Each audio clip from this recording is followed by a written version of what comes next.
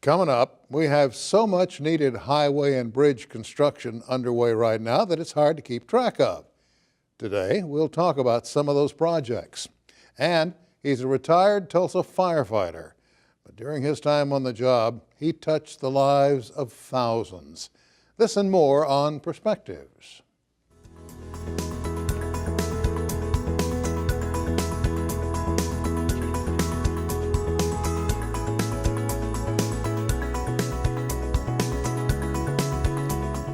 Hello everyone, I'm Sam Jones. The outrageous just continues to unfold in Oklahoma. The legislature continues to give big energy the tax breaks that lobbyists want, and our money just keeps filling pockets of out-of-state interests instead of cutting our budget shortfalls. Now there's nothing new there, of course, but again, there is lighter stuff coming down the pike that can give us a chuckle or two. For example, well, a Tulsa bank was robbed this week. Nobody hurt, but the thief was very polite, it seems. This guy walks into the Bank of America branch on East Pine, said good morning to the two security guards as he walked past them, went right over to the teller, handed her a note demanding the money, which the teller gave him.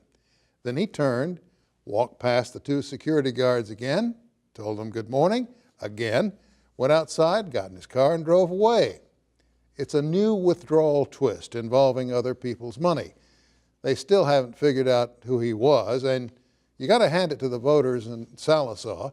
While I'm thinking about it, that's where Republican Representative John Bennett hangs his hat. He's done an outstanding job of keeping terrorists out of Sallisaw. Now, if you're not up to speed on that town, let me fill you in.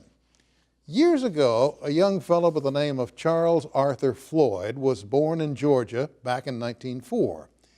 His family moved to the Sallisaw region when young Charles then went on to become Pretty Boy Floyd to the outsiders, Chuck or Charlie to locals, a celebrated criminal specializing in bank robbery and murder, and public enemy number one to J. Edgar Hoover.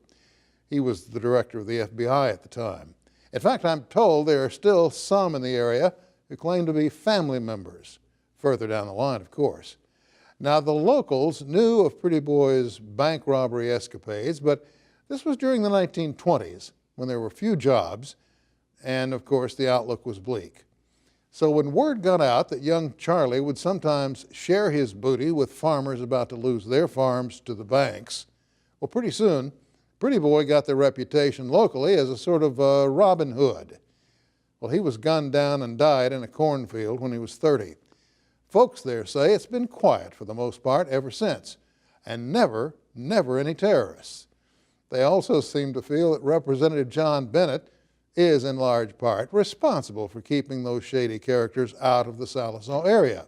Well now, Mr. Bennett has taken his fight to the state legislature, and again, as luck would have it, he's identified an element of terrorism among state lawmakers. In a speech on the House floor, Mr. Bennett said that state agencies are scaring Oklahomans with what he called fake and false threats of reduced services if the legislature doesn't come up with more money.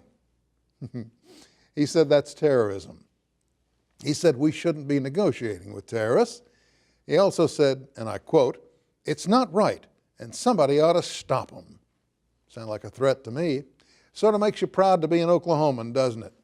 Like I said earlier, there's no shortage of humor in the news, but the sad part is, again, it's coming from a member of the Oklahoma legislature. And that's my perspective. Coming up, we'll have the latest from the Oklahoma Department of Transportation and much needed change that's underway when we come back.